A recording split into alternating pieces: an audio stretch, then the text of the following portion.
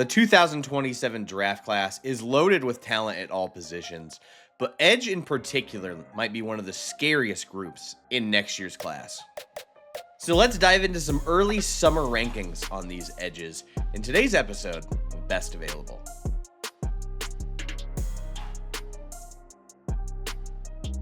Thank you for watching today's episode. Hope you had a great 4th of July weekend. Make sure you follow us on socials at Best Available YT. And if you're watching this and not subscribed already on YouTube, do that as well. Huge thank you, as always, to all of our members who continue to support us for just $2.99 a month. They're getting full access to my NFL Draft Big Board. So on top of these rankings videos, I'm talking about every single player I've watched so far. We are up to 50 prospects for 2027, and that will grow ideally up to over 200 by the time the draft actually comes around. You will get full access to all those notes, rankings, grades in there. So I'll leave details in the episode description if you'd like to support the channel by becoming a member. But let's dive into it because this class is fascinating. I'm going to give you my top 5 and go into some detail on those guys. But there are plenty of honorable mentions. I want to make sure I touch on a few of those. Starting with a couple toolsy guys I'm intrigued by. Boubacar Traore out of Notre Dame. Really toolsy, and for like a 250-pound edge, I think he plays pretty well against the run, because of his extension and ability to drive his legs. Pretty interested. Feels like he hasn't really unlocked his full pass rush arsenal, but Traore is a guy I'm looking at. Kenyatta Jackson is one, I watched in passing at times at Ohio State. I've not dove in full transparency, but, I know he's got a good bull rush. He's got legit strength. A guy I'm looking forward to diving into more thoroughly. Pair of Oregon guys I'm very interested in. Matayo Uiagalelei, the brother of DJ, the former Florida State Clemson quarterback, and then Teitum Tuioti, the edge on the other side for Oregon. Two really interesting players in different ways. They're both at this point kind of just like push pass rushers that kind of collapse the pocket, not really like toolsy, bendy, counter move kind of guys, but they're both damn powerful. I think Matayo is a bit more toolsy, but I'm way more interested in Tuioti. This is a guy that plays with real power, real tenacity, real competitive toughness. And from what I've heard, Oregon tends to, like Tuioti a tick more. It is a weird edge room because these two guys are, just like, edge setters more than I think pure pass rushers. But I always tend to value those guys. I think stopping the run is vitally important to playing the edge. And Tuioti really stood out to me. I'm very encouraged by him. I'm curious to see if he can have a more focal point in this defense. I'm curious to see if either of them break out as a true pass rusher next season. And I want to mention one more name before we get into the top 5, because I have not watched him, but all the numbers, I think I'm going to do a separate breakout video on him on Friday. Clev Lubin, I don't know if I'm pronouncing that right, so I apologize, but out of Louisville, transferred from Coastal Carolina, where he had a ton of production for the Chanticleers, and then comes to Louisville and then just does the same thing. He has over 2 seasons in college, 6 forced fumbles, and I think like 18 sacks. Just absurd production this early in your college career. Fascinated by him at the 250-pound edge.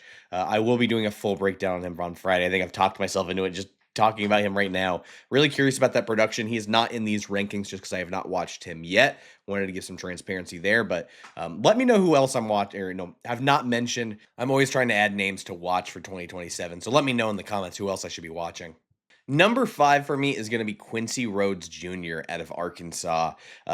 A little interesting, went to Arkansas in 2023, a 4-star recruit, number 1 player in the state of Arkansas, decides to, go for the home state team. And the traits immediately stand out. I mean, he's 6'6" and 275 pounds. He brings both power and quickness to his game. So all that immediately stands out. Just because he's a backup for 2 years and plays last year, doesn't play a full-time role, and for a team that's struggling like Arkansas, I just want to mention that, it's a little curious when you have all these tools that you're not a full-time player. Is that a stamina issue? Is that just a coach's preference on how they like to utilize their edges? So I at least wrote that down. I'm not saying it's a major concern, but it is something to, add more context to as we learn more about him. Not surprisingly, play strength is this guy's calling card. I mean, at that size, he plays with really good extension at the point of the attack, locks out those elbows, has really legit upper body strength. He can just throw pass blockers off, easily disengage, or bull rush interior guys when he's slanting inside. And that lower body strength shows up as well. He can anchor down against the run. He's not going to get washed out very easily. So power and strength are clearly calling cards to his game. But what also surprises me is like rock solid as far as the athletic ability as far as a pass rusher goes. He can, burst off the edge a bit. He's got a little more bend than I was expecting. He's got a solid spin move. He can slant inside with some solid quickness. So for a guy of his size, I'm thinking, and his strength profile, I'm thinking a bit more stiff, like another guy we might talk about, right here in a second. But the athleticism power is really interesting. I just think a huge growth opportunity for him is working on his hand usage to disengage, especially as a pass rusher. Not a lot of moves to his game besides running through your face, trying to bend around the edge, or hitting a spin. I just think if you can continue working on the technique to make him a technician as a pass rusher, I think that's going to make him a lot more dangerous. So Rhodes comes in at number 5.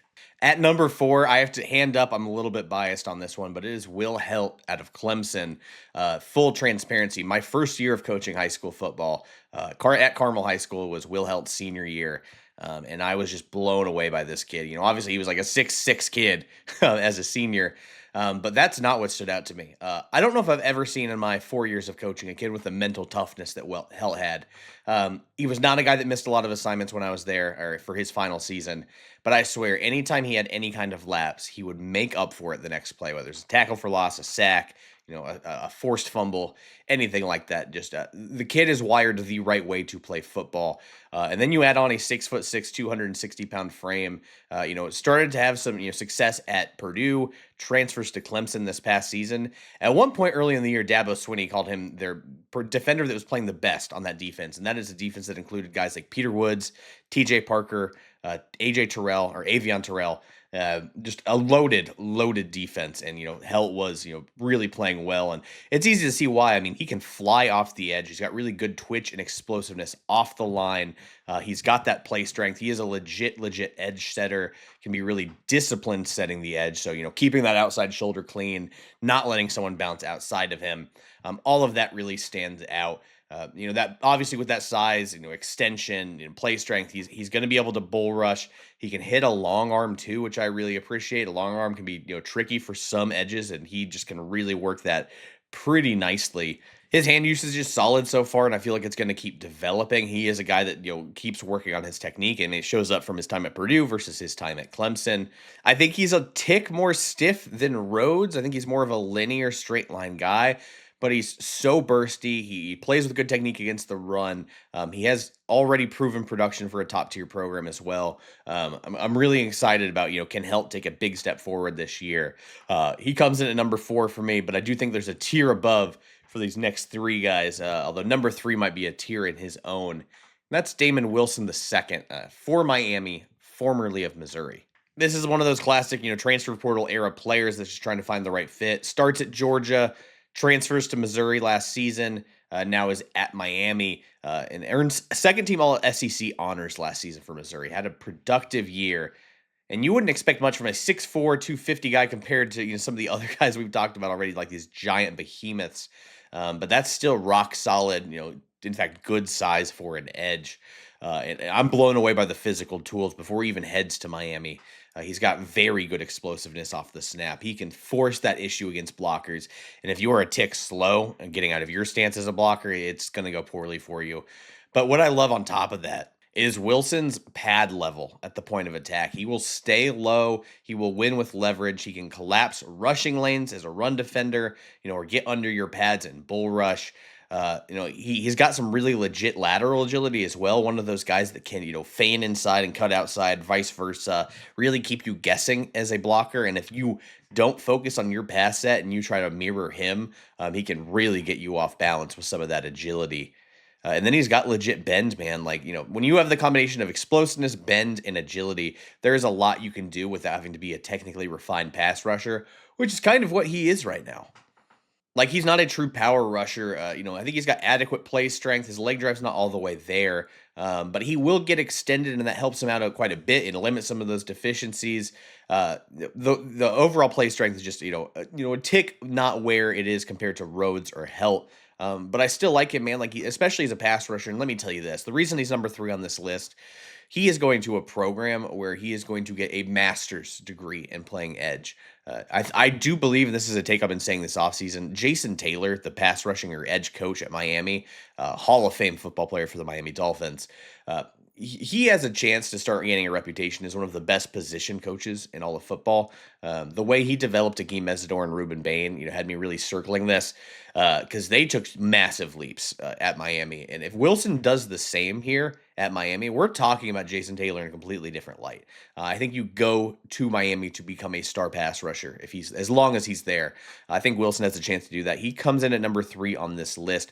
Before we get into these two potential blue chip guys, the first of those, this guy's probably a borderline blue chip, where the other guy in my eyes feels blue chippy already, but Colin Simmons out of Texas, former 5-star recruit, definitely on the smaller side compared to all the other edges we've talked about so far. Only 6'3" and 240 pounds, but this is a compact, explosive, bendy athlete who has excellent pass rushing production already, along with an emerging repertoire that has me really excited about, him becoming an overall, superstar in college football.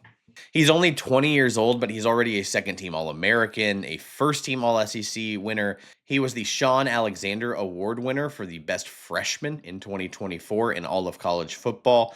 The accolades are already starting to pile up for the 6'3", 240 kid who has 21 sacks already in his college career, along with 6 forced fumbles. He's about as legit of a pass rusher as they come. He's got really good explosiveness off the edge and excellent bend, man. He can tighten that corner about as well as anyone you'll see.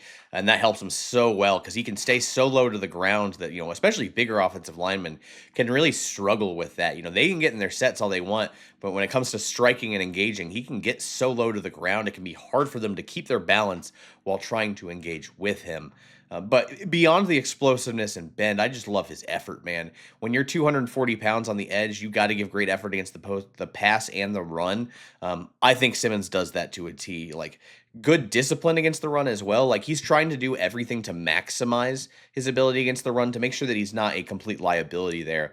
And I think he checks that box, in my opinion. Like, I don't typically like smaller edges on early downs, but I think you can keep him out there as long as he gives that effort and stays technically sound and has good discipline to allow him to, you never know when a pass might be coming, and then allow him to rush the passer.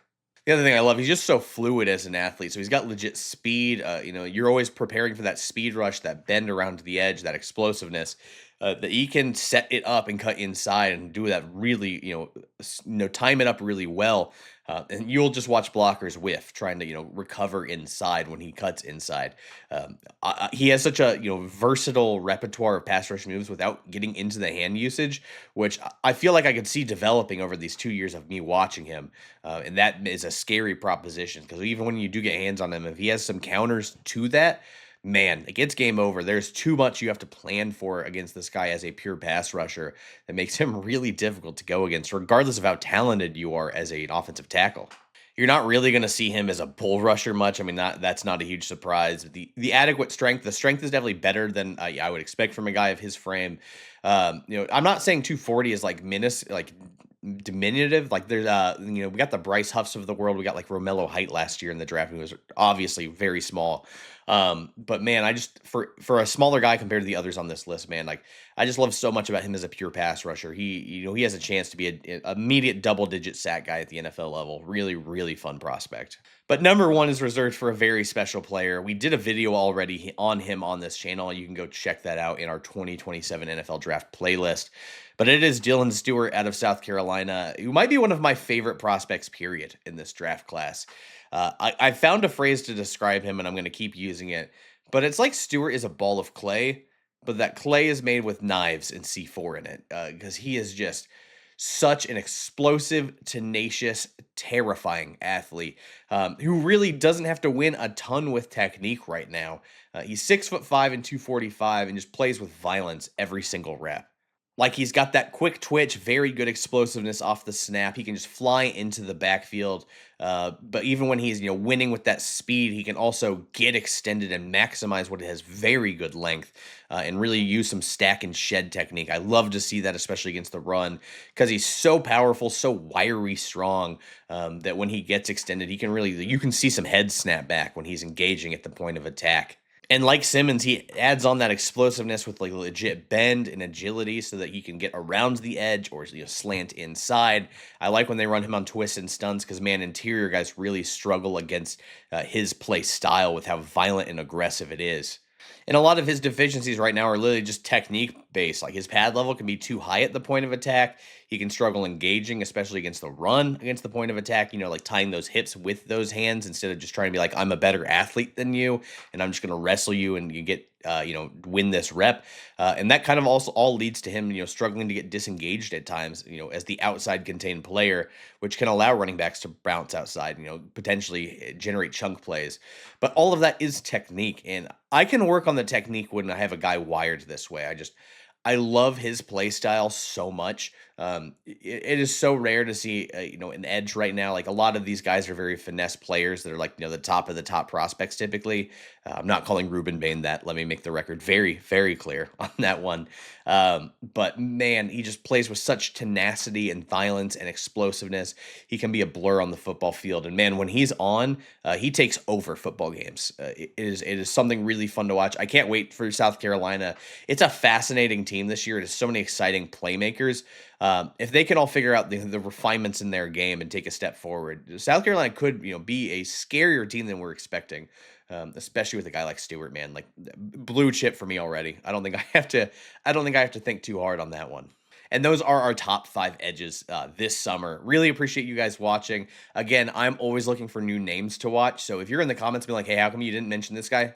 Please, I want those names. I'm going to write them down. I may not get to them right away, but I'll have them on the board. So when I'm watching college in just a few weeks, we're getting kind of close. I'll have those names ready so I can keep an eye on them on games I'm watching. So I really appreciate all the support. I know we've had a lot of success with this draft series this offseason. That's been a huge help for the channel. So if you've seen a few of these or this is your first one and you're not subscribed already, please hit that subscribe button. It helps us out a lot. We are trying to reach 10,000 subscribers before week 1 of the NFL season, which is crazy considering we started this last July. So I really appreciate all of you. Again, hope you had a really, great 4th of July. It's my favorite holiday. And we will see you next time with a Clev Lubin. I will figure out how to pronounce his name before Friday's video. Appreciate you guys.